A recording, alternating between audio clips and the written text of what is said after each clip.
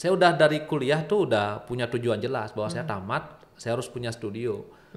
Harus ada tim sekian gini. Oh, udah terprogres gitu Udah ya. terprogres, mau saya dikatain kamu kuliah 7 tahun, saya 7 tahun kuliah Kak. Oke. Paling lama, I see. tapi pertanyaan yang tepat adalah kamu tamat kuliah tuh mau ngapain, itu yang paling tepat. Bukan cepet-cepetan kuliah tapi pas tamat itu bingung mau ngapain. Kalau saya gitu. Iya. Tuh, Nggak ada jalan pintas menurut saya, dan jangan mengambil jalan pintas karena proses itu penting, karena proses itu adalah fondasi Kak. Jadi fondasi itu maksudnya apa? Ketika kita menghadapi masalah segala macam, mental kita udah teruji. Nah kalau sekarang kita bisa mendapatkan hasil besar, tiba-tiba ada sesuatu hal itu kita nggak kuat secara mental, mental pengusahanya nggak ada. Oke. Hai guys, makasih ya udah klik video ini. Jangan lupa subscribe channelnya dan tonton video ini sampai habis. Karena banyak banget kisah-kisah inspiratif yang bisa kalian dapetin. Happy watching! Halo, selamat pagi buat semua teman-teman yang ada di sini. Kembali lagi ke Etitalk. Kali ini kita kedatangan salah satu tamu yang sangat spesial. Kemarin sempat Gading dan Gempi mereka menginginkan gambarnya mereka dilanjutkan oleh tamu spesial kita ini. Kalau gitu kita panggilkan aja Raka Jana. Halo. Ya, Selamat siang. selamat siang Kak. Gimana hari ini? Menyenangkan? Astungkara baik, Astungkara. harus selalu baik. Harus selalu baik ya. Oke, beberapa teman mungkin ada yang belum tahu ya, karena memang rata-rata kita banyaknya cewek gitu. Nah, Beli Raka Jana ini bagaimana memulai karir di awal untuk menjadi seorang ilustrator? Apakah memang hobi atau memang belajar atau bagaimana? Ya, jadi sebelum aku jawab nih, sebelumnya terima kasih Kak undangannya udah ada di sini, karena dari sekian lama akhirnya Bisa datang juga, bisa datang di sini saking dan sibuknya ya. Astungkara. Tapi aku appreciate ini studionya keren banget. Seperti aku Wah, bilang thank tadi, you so much ya, udah diapresiat oleh seorang Raka Jana. Ya, jadi balik ke pertanyaannya tadi Kak, Oke. tentang kenapa akhirnya bisa jadi ilustrator gitu ya. Benar. Kalau hobi gambar aku udah dari kecil Kak, udah dari Oke.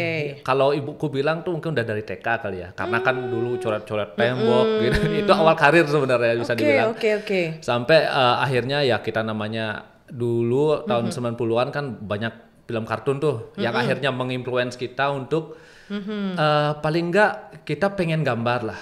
Pengen gambar seperti melihat yang film kartun itu ya. ya, kita pengen gambar apa yang kita lihat di Iya, televisi kan oke. seperti itu. Akhirnya kita gambar lah rata-rata seperti itu. Kemudian singkat cerita di SMP SMA itu aku nggak terlalu gambar Kak. Karena memang pada waktu itu ya internet nggak sekencang sekarang. Betul. Jadi kita sebagai anak muda itu kekurangan referensi. Artinya kan mungkin kalau kita suka gambar yang zaman dulu mungkin kita punya keinginan kalau nggak jadi arsitek, jadi artis tato Betul, mungkin. di zaman itu tuh memang kalau orang udah menggambar pasti arahannya ke sana gitu. Arahnya ke sana gitu. Nah, akhirnya di tahun 2008 2009 saya punya Facebook.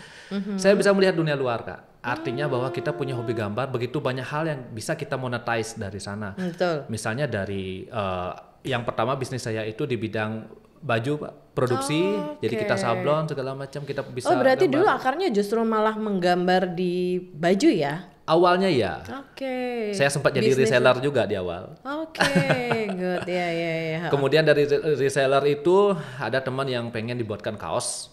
Akhirnya saya disuruh ngedesain juga. Akhirnya saya desain sampai di tahun 2010 itu saya ikut lomba yang diadain sama salah satu band namanya band Viera pada waktu itu. Oke. Dan saya menang Kak di sana Oh, jadi Menang. awal mula puncak karir tuh ya? awalnya. Akhirnya saya menang di sana dan akhirnya saya berpikir bahwa oh ini jalan saya di sini. Oke. Jalan saya di sini, akhirnya saya terusin dengan kuliah di ISI Denpasar. Itu awal mulanya. Oh, jadi setelah mulai ikut lomba, baru kepikiran tuh pengen ngelanjutin di ISI Denpasar gitu? Ya, karena sedikit tidaknya bahwa ya namanya kita dulu kan pasti agak malu-malu ketika kita pengen awal menunjukkan Nggak karya. pede gitu Nggak ya? pede. Tetapi ketika diapresiasi langsung oleh pada waktu waktu itu artis yang lagi booming kan Iya, itu iya, menambah kepercayaan diri tambah buat pede, kita. betul. Akhirnya saya punya keinginan, oke kan saya lanjutkan. Memang spesifik mengambil jurusan desain. Saya ingat itu tahun 2010 pertengahan. Oke, itu baru semester pertama jadinya ya? Iya. Oke. Nah, waktu mulai memutuskan, apakah hanya dengan Raka, panggilannya Raka ya? Iya. Pada saat itu Raka itu memang kebetulan menang atau untuk memutuskan menjadi ilustrator seutuhnya gitu. Itu karena memang kebetulan menang atau ada support dari beberapa keluarga yang kamu mendingan seperti ini deh. Jadi ini adalah passion kamu kayak gitu. Oke, kalau dulu justru nggak disupport Kak di awal. Bukan, saya memahami itu karena gini, kalau kita posisi sebagai orang tua, justru Betul, kita ingin mau yang lebih. anak kita kan pastilah pengen biar ya secara ekonomi mereka Betul. juga bagus gitu.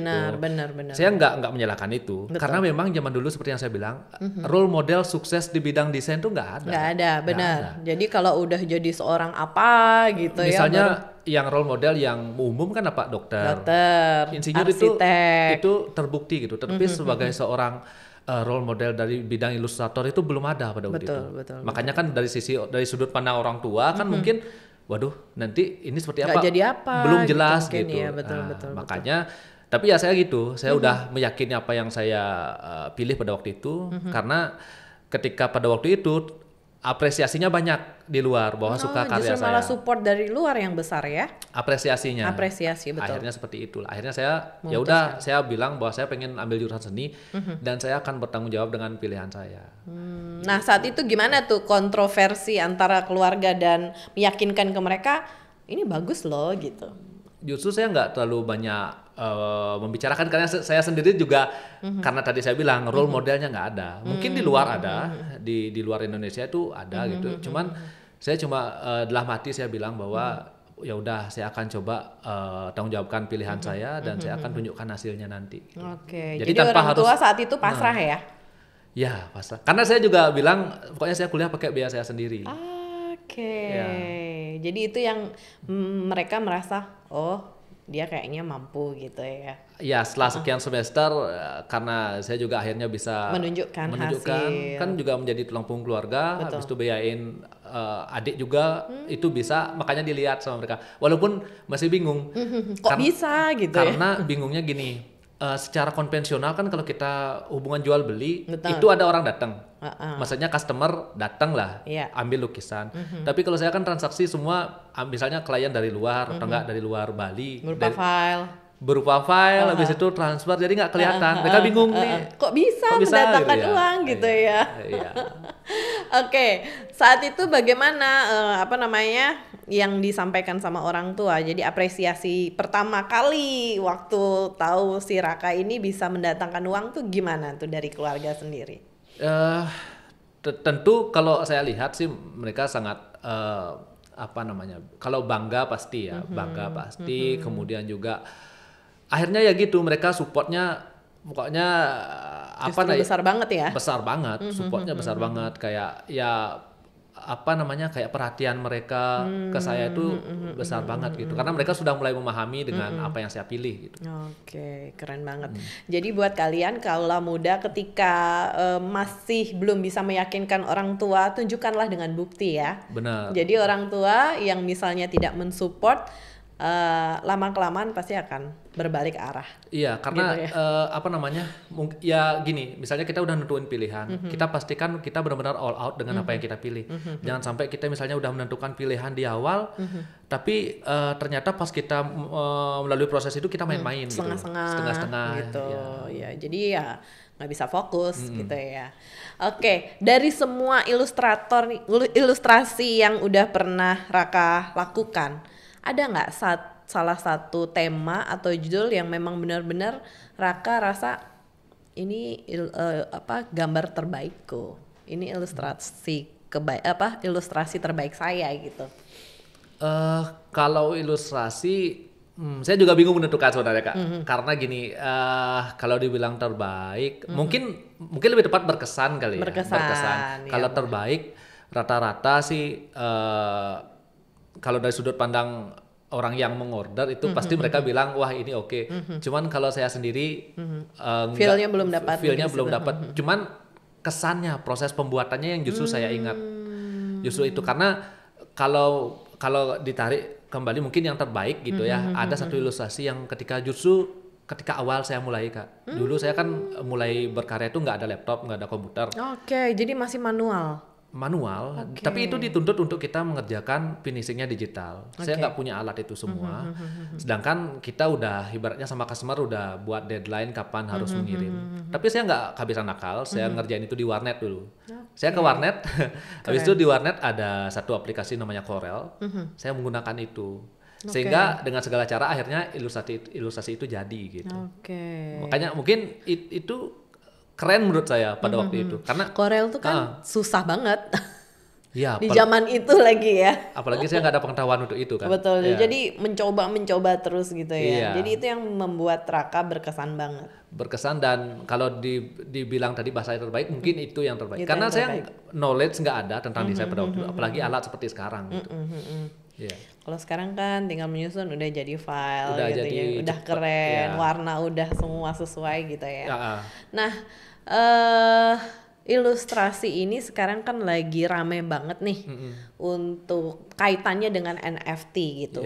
Boleh jelasin sedikit nggak ke teman-teman di sini karena nggak semua paham apa itu NFT dan kaitannya dengan digital saat ini.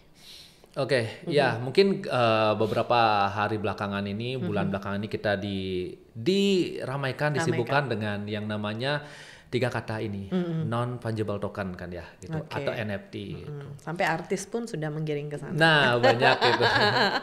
Boleh jelasin dikit mungkin buat teman-teman yang masih sangat awam ya, belum tahu apa itu NFT, tapi udah mulai rame gitu. Mungkin kalau secara teknis tuh NFT itu gini Kak, misalnya NFT kan non fungible token. Non fungible itu adalah sesuatu yang tak bisa tergantikan, hanya ada satu. Unlimited artinya? Enggak juga. Itu bisa dibilang seperti itu juga, tetapi pada dasarnya itu tak bisa tergantikan. Contoh misalnya kakak punya gambar nih, Kak bikin gambar, itu kan cuma kakak bikin satu. Walaupun kakak mau bikin ulang pun hasilnya nggak sama, itu cuma ada satu. Sama kayak lukisan Mona Lisa, cuma ada satu, nggak bisa tergantikan dia. Nggak bisa sama persis dia. Nggak bisa sama persis, nggak bisa ditukar dia.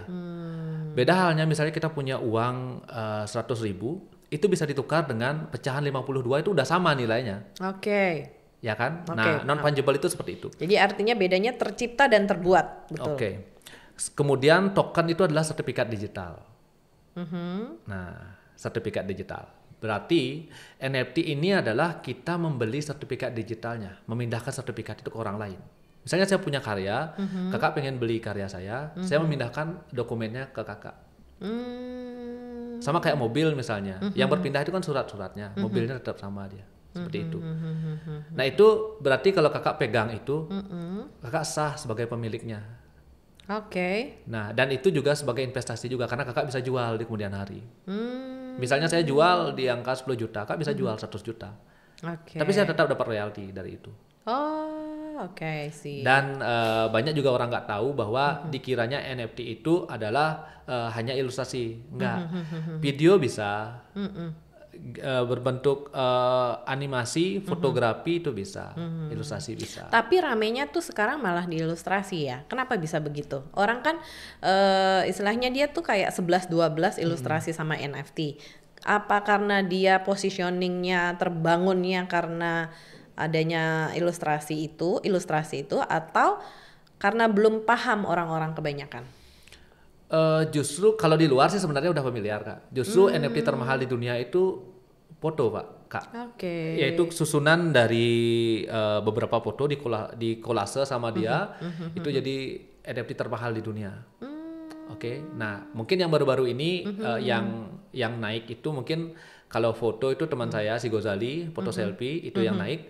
Tapi sebenarnya kalau dibilang kenapa ilustrasi, mungkin karena yang tahu info ini kebetulan orang yang paham di bidang NFT gitu. Dan juga ilustrator kayak saya misalnya. Kan saya udah mulainya 1,5 tahun. Dia udah tahu tuh gitu ya. Sudah, betul. Sudah 1,5 tahun memulai itu. Dan kebetulan saya ngegambar. Jadi orangnya mengkonotasikan bahwa NFT itu hanya ilustrasi, padahal enggak sebenarnya. Ya kemarin sempat pro kontra bagi orang awam, ngapain sih foto begitu doang dihebohkan kan gitu. Tapi kalau yang paham akhirnya langsung difungsikan seperti NFT itu gitu ya. Iya, kalau NFT kan teknologinya sebenarnya. Teknologinya. Sedangkan kalau misalnya suatu produk itu bisa hype, bisa naik kan ada banyak faktor, misalnya ada banyak faktor dia. Selain memang unik gitu kan, unik, kedua juga itu kan hype-nya luar biasa. Dan Betul. kita sebagai secara psikologis manusia itu kan ya kita misalnya kalau punya produk yang lagi hype secara status sosial itu kita naik gitu loh. Itu banyak faktor yang mempengaruhi juga seperti itu. Kebetulan aja yang memfollow up itu orang yang paham gitu ya. Paham. Makanya saya sangat saya juga share ke teman-teman bahwa suatu produk walaupun produkmu bagus tapi kalau nggak dikemas dengan promosinya dengan orang yang itu susah juga naik, juga ya. nggak mungkin naik ya. Ya. Jadi harus pada orang yang tepat suatu bisnis itu akan bisa Karena jalan. NFT itu gini Kak, NFT itu besar dari komunitas. Artinya semakin banyak kita berkomunitas, berteman dengan siapapun, itu secara otomatis kita akan ikut juga naik. Karena gini, misalnya kalau saya nih ketemu dengan siapa orang baru gitu kan, ketemu dengan orang baru, berteman dengan siapa, mereka tahu, oh kamu ada NFT Raka ya? Oh ada. Oh mau dong saya koleksi gitu. Itu mereka kemungkinan suka, kemungkinan support. Sama juga seperti saya, misalnya ada staff saya di studio buat NFT, saya pasti beli karena saya pengen support. Berarti kalau kita sistemnya komunitasnya besar itu akan cepat naik. Jadi tergantung kolamnya juga ya. Kolamnya, karena sangat berbeda dengan mungkin bisnis konvensional. Misalnya kalau saya sebelum NFT saya kan jual desain, saya jual desain. Mungkin orang beli desain saya bukan untuk koleksi, tetapi untuk dibisniskan. Itu kan sangat berbeda. Kalau NFT kan bukan untuk dibisniskan, maksudnya dalam hal kita cetak jadi kaos. Dasar suka berarti. Dasar suka dan itu bisa investasi juga. Iya, I see. Jadi buat kalian teman-teman yang kemarin masih bingung apa itu NFT sudah dijelaskan sama Beli Raka ya. Ya, kurang lebih seperti itu. Kurang lebih ya seperti itu. Nah, keuntungan yang didapatkan dari NFT itu sendiri apa aja Beli Raka? Oke, sebenarnya banyak banget ya, banyak banget. Mungkin karena saya di sini sudah berjualan di NFT, saya akan share experience saya dari sudut pandang saya sendiri, keuntungannya seperti apa. Jadi yang pertama itu NFT sangat berbeda dengan seperti yang saya bilang tadi. Mungkin selama ini teman-teman itu mengerjakan project client base ya, atau berdasarkan brief gitu. Misalnya kakak nih punya ide, Raka tolong dong buatin saya desain yang bla bla bla bla. Berarti saya harus menerjemahkan apa yang kakak suka. Jadi apa yang dikonsepkan kita harus paham apa yang mau kita hantarkan gitu ya. Itu. Kalau NFT sangat berbeda. Kita itu benar-benar menjadi artis seutuhnya. Karena ibaratnya kayak apa yang pengen kita buat aja. Nggak ada sekat yang menghalangi kita. Kamu mau abstrak silakan. Orang suka pasti nanti dikoleksi. Jadi explore sebesar mungkin gitu ya. Mau kamu gambar apa itu nggak berdasarkan industrinya gitu loh. Beda kalau kita passion kan, hari ini ngetren apa nih, besok ngetren apa. Kalau NFT itu tergantung kitanya. Dari imajinasinya itu sendiri. Bebas kita bebas mau apapun ya. Kedua ada sistem royalti namanya. Sistem royalti. Misal saya jual pertama itu murah aja Kak, misalnya itu 100.000 misalnya. Kemudian dibeli sama kakak, dijual di harga 1 juta. Nah dari penjualan itu kakak jual ke orang ketiga misalnya. Dari penjualan itu saya dapat 25%. Misalnya orang ketiga itu jual lagi, saya tetap dapat royalti 25% lagi. Paham. Jadi kan itu yang nggak kita dapat kalau misalnya kita jual desain konvensional. Ya betul. Ya udah kalau udah lepas aja gitu ya. Kalau konvensional beli putus biasanya. Beli putus, nggak ada hubungannya lagi sama si pencipta ini gitu ya. Yang ketiga itu terkoneksi dengan komunitas banyak orang. Jadi kalau nggak pas orangnya ya nggak bisa terblow up juga gitu. Di luar misalnya kita dapat cuan gitu Kak ya. Di luar kita dapat itu, tapi kita dapat banyak pertemanan. Kayak saya itu semenjak main NFT itu saya begitu banyak kenal orang. Kan kalau saya sih berpikirnya rezeki itu nggak hanya berbentuk uang, tapi berbentuk pertemuan. Kayak saya ketemu kakak, ketemu siapa, padahal dari NFT. Itu menurut saya itu rezeki. Kayak saya senang kalau NFT itu akhirnya saya ketemu dengan banyak orang. Yang sebelumnya saya sama sekali nggak tahu, sulit jangkau dan nggak tahu gitu. Betul. Nah itu kan tadi sukanya ya, profit atau sukanya. Nah kalau dukanya sebagai ilustrator dalam bidang NFT ini? Kalau NFT sih nggak terlalu sebenarnya Kak, dukanya nggak terlalu. Justru yang di konvensional dukanya, yang di konvensional lebih banyak karena kan seperti yang saya bilang tadi bahwa apa namanya kadang-kadang nih kita orang datang, mereka itu udah punya gambaran di otak mereka bahwa aku mau pesan desain di Raka, nanti ekspektasinya bakal seperti ini, seperti ini. Nah tugas saya adalah menerjemahkan ide tersebut yang masih berbentuk imajinasi menjadi visual gitu loh. Kan terkadang orang itu nggak langsung bisa menerima, loh kok gini? Karena bagus versinya kakak sama saya itu berbeda. Kita harus mengklopkan di tengah-tengah gitu. Nah itu yang jadi problem. Cuman kalau sekarang sih saya udah bisa mengatasi. Cuman ini saya berbicara awal-awal. Mungkin nanti teman-teman yang mendengarkan, kan kadang mereka melihat wah hasilnya gede-gede, tapi kan mereka harus tahu tuh susahnya, problemnya seperti apa. Tapi itu nikmatin aja karena itu bagian dari proses sebenarnya. Iya, dan itu pada dasarnya hobi ya. Jadi ya enjoy aja gitu ya. Ya, karena kita sepanjang kita memang menyukai hal tersebut, jadi nggak menjadi beban gitu, kayak nggak kerja gitu. Ya betul. Ya nikmati karena memang suka gitu ya. Nah, sepanjang menjadi ilustrator, prestasi apa aja nih yang sudah didapatkan oleh seorang Raka Jana? Kalau sepanjang saya menjadi ilustrator sih dari awal mungkin saya sempat ikut lomba-lomba juga, mewakili Bali, kemudian juga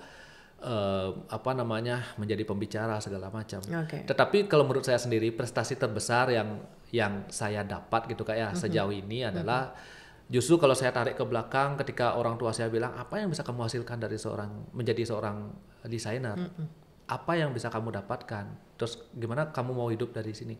Justru prestasi terbesarnya adalah sekarang ada 20 orang yang kerja sama saya. Justru orang lain bisa bergantung hidup dari hobi yang saya punya. Belum lagi industri-industri yang lain. Belum lagi kayak dari saya cuma hobi gambar, akhirnya saya bisa ketemu kakak, bisa kayak menghidupkan orang banyak. Kemarin ketemu Pak Gubernur, ketemu Pak Menteri juga, hanya dari cuma saya punya hobi gambar. Siapa yang tahu? Siapa yang sangka gitu. Iya, betul. Cuman kalau dibilang prestasi itu prestasi saya Kak. Karena saya dari desa, saya bukan siapa-siapa. Dari yang saya yakini saya akhirnya bisa sejauh ini gitu. Walaupun ini bukan ujungnya gitu ya. Iya betul. Dan kira-kira apa aja nih cita-cita Raka yang belum tersampaikan atau yang belum didapatkan sebagai seorang ilustrator? Kalau saya sebenarnya saya tadi sudah mention bahwa saya akan membuat kampus Kak. Saya akan membuat kampus karena itu satu saya suka sharing, Jadi saya juga sebelum buat studio saya juga aktif dulu kayak ngasih kelas itu gratis buat teman-teman siapa aja yang pengen belajar jual desain atau belajar gambar itu saya ada dulu. Nah tapi berhubung banyak yang datang itu satu orang saya sampai sakit dulu karena setiap hari harus ngajar gitu. Akhirnya ada masukan dari teman-teman untuk membuat kamu harus bikin platform. Platform misalnya berbentuk ya ini lembaga pendidikan misalnya sekolah atau kampus kan gitu. Nah akhirnya ini saya minta doanya berapa hari lagi saya akan ketemu dengan investor Kak yang ya berkaitan dengan kampus yang akan saya buat. Dan itu nanti juga tujuannya adalah bukan untuk menyaingi kampus yang sudah ada, sama sekali bukan, tetapi akan menjadi pelengkap, melengkapi yang sudah ada. Dan goalsnya itu nanti adalah cita-cita saya, karena saya paham di Bali ini susah menemukan orang yang nggak seni Kak. Kebanyakan orang seni di Bali. Betul. Hampir di seni bisa itu, dibilang 60%. Wah, lebih banyak. Cuman problemnya adalah bagaimana teman-teman kita ada wadah ya yang memang punya keinginan di bidang seni, mereka bisa hidup dari hobi mereka itu aja. Betul. Dan saya dengan pengalaman saya, dengan pengalaman teman-teman saya dan kenalan saya nanti, saya pengen membagikan itu. Bahwa bagaimana sih kita, kamu punya hobi, cara membuat karya yang profesional dan cara menghasilkan uang dari sana bagaimana. Syukur-syukur dari kampus yang saya buat, tamatannya itu nanti bisa buat studio seperti saya. Akhirnya bisa buka lapangan pekerjaan. Jadi nggak semua tersentralisasi ke pariwisata konvensional. Tujuannya seperti itu. Iya, karena memang sejauh ini orang yang seni jatuh-jatuhnya ke pariwisata konvensional ya. Iya, saya agak miris melihat teman-teman saya memang jauh lebih jago dari saya menggambar. Tetapi karena dia kurang referensi akhirnya ke pariwisata karena ya udah biar aman bulanan gitu. Dan akhirnya kondisi pandemi kemarin sangat menghancurkan harapan-harapan ya ketika pariwisata konvensional itu dijalankan. Padahal kalau memang dia mau dari awal berpikir untuk menghasilkan yang lebih, pada dasarnya bisa. Sangat bisa. Makanya saya dipanggil kemarin sama Pak Gubernur bahwa kamu gimana caranya di kondisi pandemi orang itu ibaratnya memangkas karyawan mereka, kamu pandemi nambah karyawan tuh gimana caranya?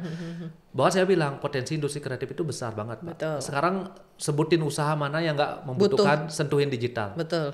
Hampir semua usaha membutuhkan. Berarti kan kita sebenarnya kekurangan talent. Karena kalau saya lihat itu justru banyak teman-teman yang dari luar itu justru stay di Bali untuk membuat kantor. Nah sekarang nih teman-teman kita yang memang bukan mengkotak-kotakkan, tetapi realitanya bahwa ini harus kita edukasi, Pak. Iya. Harus kita edukasi, kita kasihlah ibaratnya referensi bahwa industri kreatif itu sebesar ini. Betul. Dan karena saya dengar juga beberapa teman barometer industri kreatif dari Barat itu mengarahnya ke Bali. Ya sudah tersentralisasi. Betul. Jadi mereka bilang kalau memang patokan untuk industri kreatif itu jatuhnya tuh di Bali. Jadi mulai dari hasil, mulai dari kreativitas, mulai dari semua tuh based on-nya tuh di Bali. Padahal kalau dari segi kelengkapan peralatan, terus kecanggihan, kalau kita lihat kan daerah barat ya. Tapi kenapa malah justru di Bali? Karena di situ membuktikan bahwa orang-orang Bali banyak banget potensi menjadi orang kreatif. Iya. Betul ya? Karena secara DNA, secara lingkungan kita emang udah base-nya kita udah makanan sehari-hari lah berkesenian itu gitu. Makanya secara gak langsung kalau orang Bali bilang taksunya itu beda. Taksunya beda. Karisma dari kita berkarya itu beda karena bukan patoknya uang, karena kita suka gitu. Suka, hobi. Dan udah menjadi budaya dan keseharian kita masyarakat Bali gitu. Iya. Nah, menurut Raka sendiri, diferensiasi dalam menciptakan suatu branding itu penting nggak sih? Oh, branding itu nomor satu sih menurut saya sih. Menurut saya. Karena gini,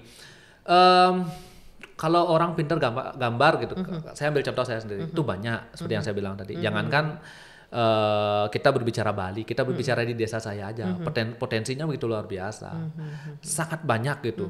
Dan saya tuh, nggak ada apa-apanya Kak gitu. Cuman kita ngomongin dalam hal ini ranah industri atau bisnis, itu nggak hanya bisa kamu punya gambar kamu diamin. Kamu harus optimalin dengan cara apa? Branding. Karena branding ini yang akan membedakan satu produk dengan produk yang lain. Gitu. Ya, betul. Misalnya nih, contoh misalnya, kalau ada teman saya si A pintar gambar, si B pintar gambar, berarti kan value-nya sama.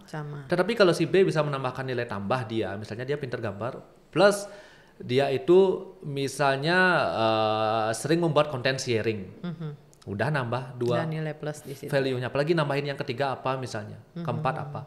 Udah ketinggalan yang ini. Positioning juga penting, positioning seperti apa itu penting. Ya, menggambarkan orang supaya lebih paham siapa brand itu ya. Iya, itu sangat berpengaruh sekali menurut saya. Nah, menurut Raka sendiri keaslian suatu produk untuk orang-orang menilai itu bagaimana? Keaslian? Ya, keaslian suatu produk. Misal Raka nih memiliki produk original gitu. Ketika di copy sama orang, itu bagaimana menyikapinya? Tergantung peruntukan sih kalau saya Kak. Karena gini, misalnya kalau ada misalnya teman-teman beli, saya boleh nggak mencontoh gambar beli gitu. Kalau ranahnya untuk belajar silahkan. Saya dengan senang hati. Karena saya sendiri dulu ketika belajar menggambar saya meniru Kak. Betul. Karena misalnya saya punya siapa nih idola saya, Masashi Kishimoto yang buat Naruto, saya mencontoh Naruto, yang buat Dragon Ball saya mencontoh Dragon Ball. Tapi saya untuk gunakan media belajar. Sepanjang karya itu nggak kita jadikan komersil tuh nggak apa-apa. Jadi itu fine-fine aja ya. Justru saya membuat movement di Instagram itu kayak misalnya untuk follower saya. Selain saya edukasi juga kan, selain saya edukasi, saya juga ibaratnya membuatkan misalnya nih gambar kosong, hitam putih, saya kasih mereka yang mewarnai. Untuk itu secara emosional kita ada hubungan yang lebih dekat. Saya juga sering misalnya kalau di DM kebetulan saya bisa lihat gitu kan ya. langsung saya kasih voice note-nya. Oh ini kurang ini gitu. Karena saya pernah ada di posisi itu. Ya, jadi ingin juga mensupport mereka ya. Iya pasti. Tapi ketika untuk dikomersilkan bagaimana? Apa yang Raka lakukan? Apakah pernah? Wah itu sering. Oh, sering. Baru kemarin itu karya gitu? karya saya itu dipotong-potong. Misalnya saya ada karya 5, itu dipotong-potong sama mereka, digabungin jadi satu dijual. Di NFT laku. Sakit. Kalau saya sih ya gitu, tapi itu balik lagi sih sebenarnya Kak, karena kita kurang edukasi sebenarnya. Makanya saya benar-benar pengen mewujudkan kampus itu agar menjadi wadah untuk beredukasi gitu loh, bahwa kamu pede aja sama karyamu, karena kan selama ini kita budayanya itu nggak sabaran, gerusu gitu loh. Pengen cepat. Saya temen nih udah jualan nih, udah dapat hasil besar, wah biar sekarang nih biar dapat, nggak sabaran. Padahal sebenarnya kalau kita itu dalam hal apapun kan roadmapnya harus jelas, kita punya tujuan terus jelas, target jangka pendek, jangka menengah, jangka panjang terus ada. Baru deh kita udah lengkap itu, baru kita jalan. Kita tinggal fokus saja. Makanya kalau saya tuh pakai kacamata kuda Kak. Kalau saya udah dari kuliah tuh udah punya tujuan jelas bahwa saya tamat, saya harus punya studio. Harus ada tim sekian gini. Oh udah terprogres gitu ya. Udah terprogres. Mau saya dikatain kamu kuliah 7 tahun, saya 7 tahun kuliah Kak. Oke. Paling lama. Tapi pertanyaan yang tepat adalah kamu tamat kuliah itu mau ngapain, itu yang paling tepat. Bukan cepet-cepetan kuliah tapi pas tamat itu bingung mau ngapain. Kalau saya gitu. Iya. Nah. Beberapa saya lihat kemarin di sosial medianya Raka Jana itu ada bisnis lain yaitu HNS ya kalau nggak salah ya. Boleh ceritakan sedikit HNS itu apa? Ya seperti yang saya bilang, HNS itu adalah studio desain Kak. Oke. Kepanjangan dari HNS ini adalah Hope Never Sleep. Nah itu saya buat tahun 2015. Oke. Tapi waktu saya kuliah itu tempat belum ada, tim belum ada. Tapi sesuai yang saya yakini bahwa kalau saya mau memulai bisnis, nggak usah nunggu modal besar atau apa. Minimal apa yang kamu punya sekarang, misalnya otak, misalnya untuk berpikir, kamu punya akses internet, pakai itu aja dulu. Jadi saya buat namanya dulu, saya kenalin. Akhirnya HNS itu pertama itu spesifik di jasa desain Kak. Spesifik jasa desain. Kemudian di tahun 2017 ketika saya tamat, itu mulai saya matangin lagi. Saya ngumpulin modal. Akhirnya di 2018 itu fisik dari studio itu ada. Saya nyewa dulu. Nyewa. Dan ada dua staff yang bantu saya. Total ada 3 orang sama saya. Khusus desain ya saat itu? Khusus desain. Akhirnya itu berjalan. Sampai akhirnya sekarang menjadi banyak orangnya. Dan core bisnisnya pun nambah. Yang tadinya cuma desain itu mungkin spesifik ilustrasi. Akhirnya kita ada juga web, ada juga animasi, ada juga graphic design. Kemudian nambah core-nya ada Mighty's T-shirt Factory namanya. Itu kita menerima produksi, kita udah kirim ke Bank Indonesia, kita udah kirim ke Bali Zoo, ke Waterboom. Sama Google udah pernah kita ngerjain. Jadi saat itu target marketnya Raka apa waktu pertama kali mendirikan di studio desain itu? Sebenarnya kalau saya justru nggak ada milih-milih sebenarnya. Sama sekali saya nggak ada sampai detik ini, saya nggak ada milih-milih customer. Mau siapa aja, yuk sepanjang memang kita bisa memang support itu. Tapi yang jelas gini, konsep dari studio saya itu adalah one stop shopping Kak. Karena saya berpikir gini, ketika orang datang ke saya dulu ke studio, mereka buat desain, mereka pasti nanya, Raka di mana sih nyetak, saya mau jadiin baju gitu. Mereka bingung gitu, kenapa nggak saya aja langsung, kan saya juga punya pengetahuan itu. Akhirnya ya gitu, mereka datang, mereka udah bisa langsung cetak gitu. Printing bisa gitu. Jadi memulai bisnis juga dari masalah dulu ya, sehingga bisa memberikan solusi kepada mereka. Ya benar. Saat itu memang gak ada target market sebenarnya. Sampai sekarang nggak ada. Ya, nggak pernah membeda-bedakan gitu. Ya. Nah, HNS itu selain yang tadi Raka sampaikan sudah banyak berkembang di beberapa jenis gitu ya. Apakah memang fokus hanya untuk di desain atau ada rencana bisnis lainnya selain yang tadi disampaikan untuk kampus atau desain kreatif itu sendiri? Apa ada rencana bisnis lain? Di luar HNS? Iya. Sementara ini sih saya belum kepikiran ya, masih fokus yang di kampus karena itu sendiri sangat menyita effortnya lumayan besar. Wah, lumayan besar sekali karena sesuatu yang memang itu nanti bentuknya mungkin kalau bisa saya cerita sedikit, itu bentuknya nanti itu ada fisiknya Kak. Itu bakal gedung 3 lantai yang itu menjadi tempat yang terintegrasi, ada sekolah, ada studio desain, ada galeri, ada store di sana juga. Mungkin ada tempat meeting yang bisa kita support. Karena kita juga sering kedatangan dari kegiatan misal baik dari kementerian atau dari mana gitu. Nanti kan bisa kita support misal tempat untuk meeting segala macam. Ataupun galeri yang bisa digunakan sama komunitas, silakan kalau mau pameran. Jadi orang bisa masuk ke gedung itu sudah terintegrasi. Yang belajar misalnya mau buat studio, tinggal main deh ke lantai atas, udah lihat oh studio itu kayak gini. Nanti kalau aku mau buat studio, minimal mereka tahu lingkungan studio itu seperti apa, harus ada apa secara struktur gitu. Oke, keren banget nih. Bangga banget saya menjadi orang Bali memiliki talent yang seperti Beli Raka Jana ini. Thank you Kak.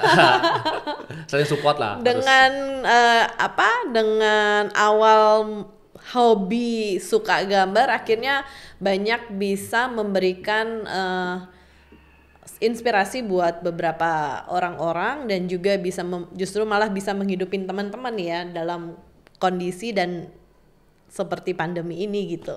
Iya, yang terpenting sih kalau memang teman-teman gitu ya yang baru mulai sebenarnya saya yakin semua orang itu punya potensi, tinggal sekarang mengembangkan potensi tersebut. Nggak usahlah kita mikir yang jauh-jauh dulu atau terlalu besar. Terkadang kan problemnya kalau menurut saya nih setiap orang itu terkadang mereka itu sibuk membandingkan diri mereka.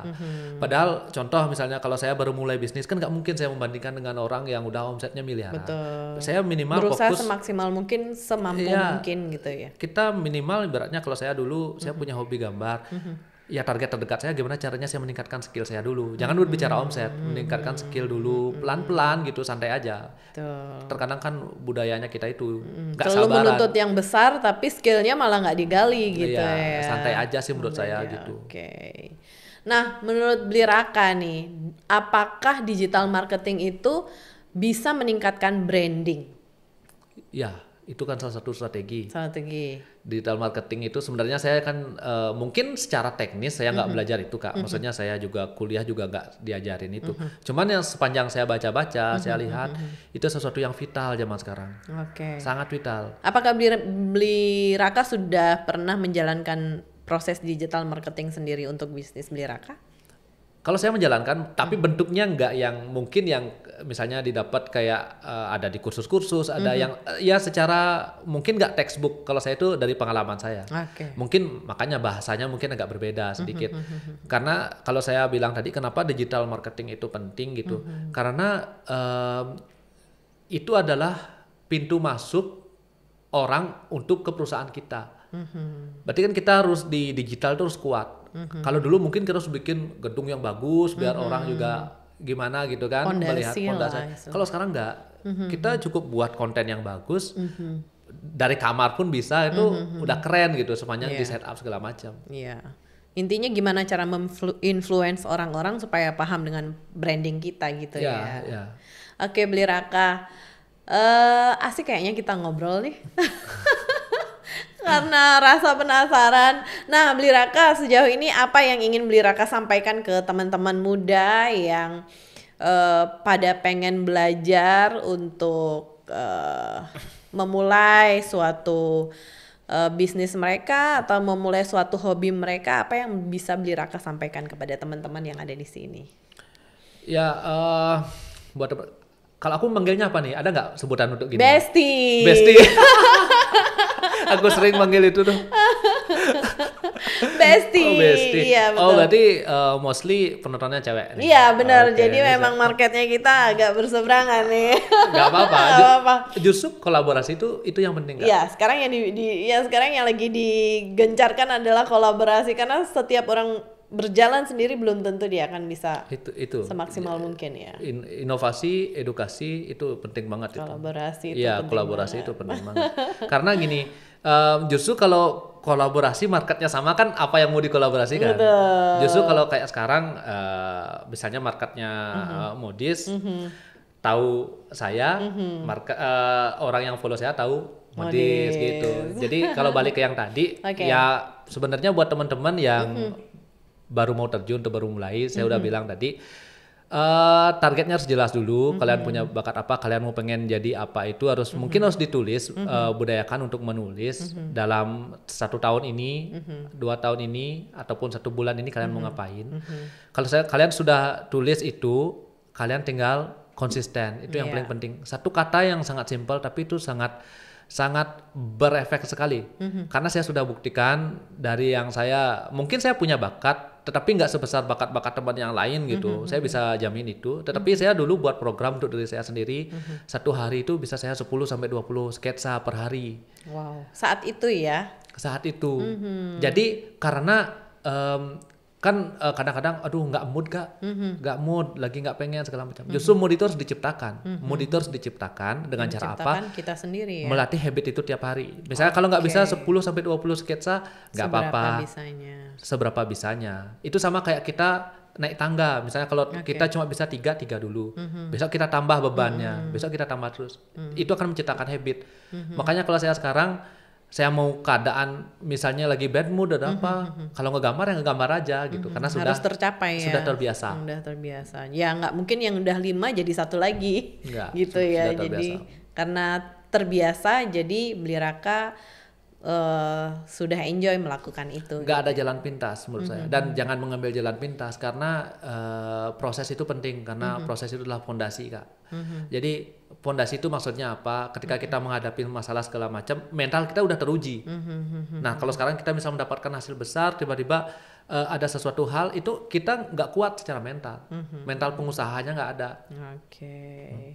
Oke, keren banget. Jadi Besti, buat kalian semua, pesan dari Beli Raka adalah ketika kalian ingin memulai suatu usaha, diusahakan supaya lebih konsisten, karena dari konsistensi itu kalian akan menciptakan dan mendapatkan sesuatu yang lebih besar dari apa yang kalian inginkan. Betul? Setuju. Makasih banyak Beli Raka sudah mau join di podcast kami. Semoga bisa menginspirasi buat teman-teman yang ada di sini, terutama para besti-besti mungkin yang belum tahu sama Beli Raka, boleh follow. Orangnya baik, ganteng, dan humble. Sudah OTW mau nikah? Belum. Belum terpikirkan.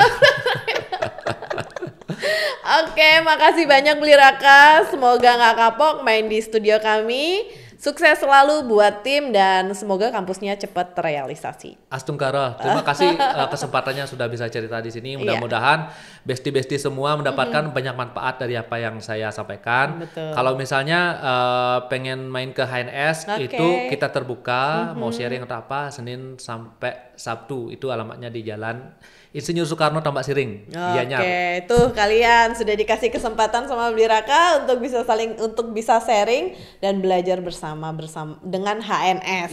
Oke. Makasih Beli Raka, sampai ketemu lagi next time. Bye bye.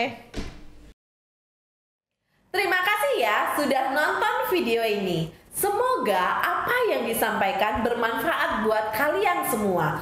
Tonton juga video yang lainnya. Jangan lupa like, comment, subscribe, dan share ke semua orang.